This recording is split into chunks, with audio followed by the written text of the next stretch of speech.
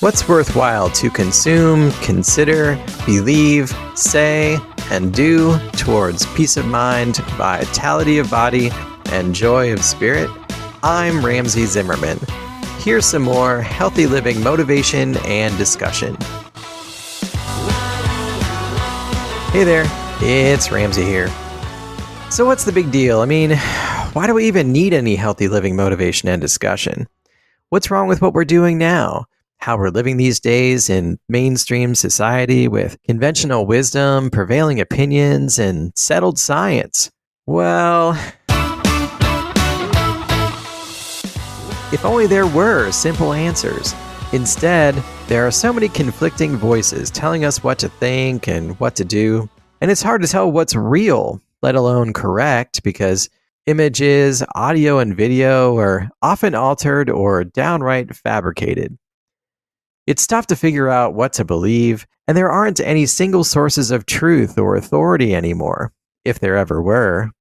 We're connected now more than ever before to our devices, electronically, and with people online who agree with us, who feed our beliefs and notions and laugh at the same memes, or that enjoy as much as we do shouting at each other, safe in our entrenched positions, reinforced by content that affirms our biases and beliefs.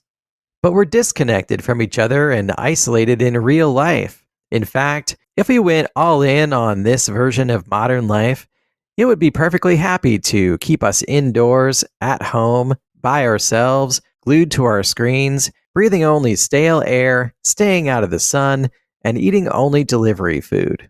Friends, we were not meant to live that way. We were meant to live in harmony with nature and with other people, in families. We were meant to wake up with the sunrise, go outside, walk around all day, eat natural, real foods, to hunt, to make stuff, to dance, to sing, to laugh, to love, to lay down and sleep through the night and get up the next morning and do it all again. How much of that natural, healthy rhythm and lifestyle can we reclaim? And how can we do it? I think, all in all, it comes down to what we consume, consider, believe, say, and do. It starts with what we consume, what we eat and drink, but also what we watch and listen to. What do you have a steady diet of? Is it nutrient-dense whole food, or is it ultra-processed food? Is it clean water or sweet drinks? Is it optimistic, honest, and motivational content? Or is it violent, hate-filled, and nihilistic? The database developers have always had it right. Garbage in, garbage out. How often do you stop to consider what you consume? Do you read food labels to see if it is made with only a few ingredients and that they're natural and you can pronounce them? Do you question the veracity of claims or stories that you read and check the sources and look for context and seek out additional perspectives? Whether we're talking about consuming calories or narratives, I think it's really important to know if they are real, natural, true, and healthy. We all believe some things and not others. Some people put their faith in religion, some people put their faith in science, and it doesn't need to be one or the other. Faith is what we choose to believe. People admonish us sometimes, trust in God, or trust the science. Can either ever truly be proven? Questions will remain. Questions about the nature of God, questions about the nature of, nature. It's not ever settled. Religion is not settled. Science is not settled. By definition, science is asking questions, making predictions, and then running experiments to try to prove or disprove hypotheses. Neither religion nor science should discourage or be afraid of questions. Finding answers ourselves to our questions is what builds faith, whether we're talking about God or science. Don't get me wrong, I'm a believer. I'm a huge fan of faith. It's just really important to know and understand that everything we believe to be true is based on faith.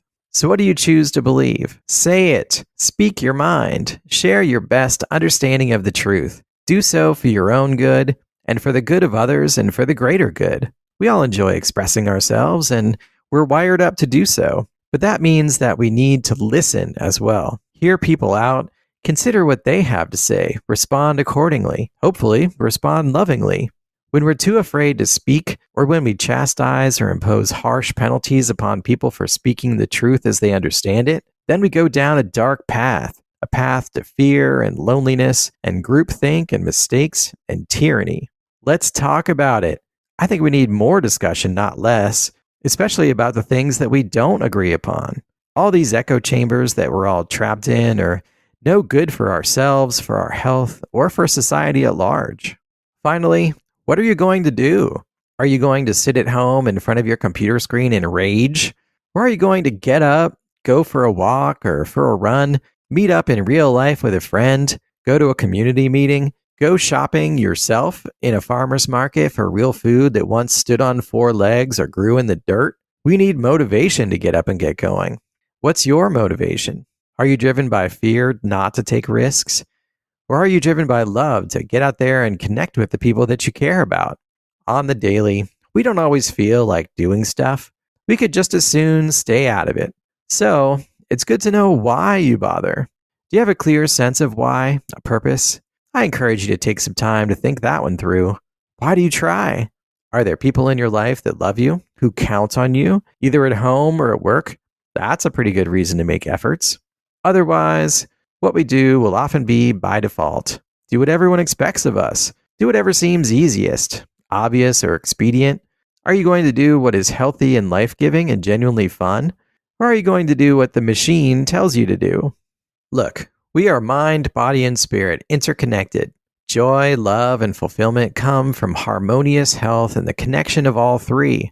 What's worthwhile is to feed and nourish and support and honor all three together. We build peace of mind through being aware of our situations, seeking many perspectives of information, thinking for ourselves, and ultimately choosing what to believe and say and do based on our best judgment, understanding of facts, discernment, and informed consent. We build vitality of body through nutrient-dense whole foods, effective digestion, smooth blood sugar regulation, daily movement and exercise, manage stress response, and getting enough high-quality sleep.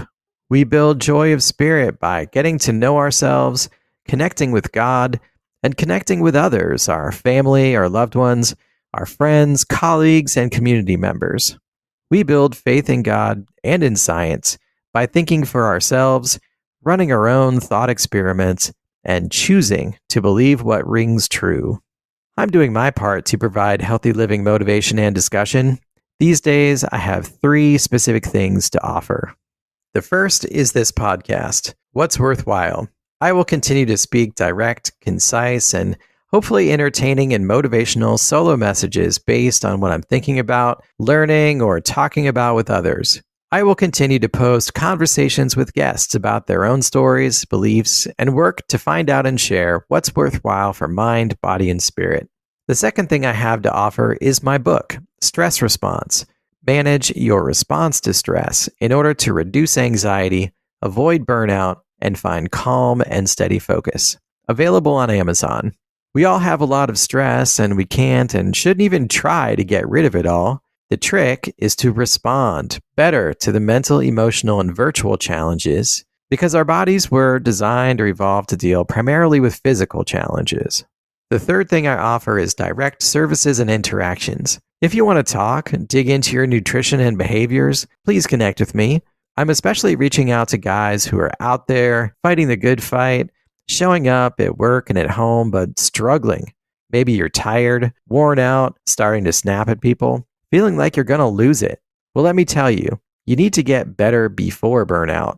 I'd love to give you a free PDF guide and then tell you about the 12-week Better Before Burnout journey, featuring daily audio messages, one-on-one coaching, and weekly gatherings with other guys who are also going through it.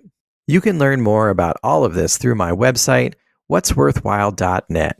I don't have all the answers. No one does. But let's give it a shot. For ourselves, for our loved ones, and for the greater good. We can get better.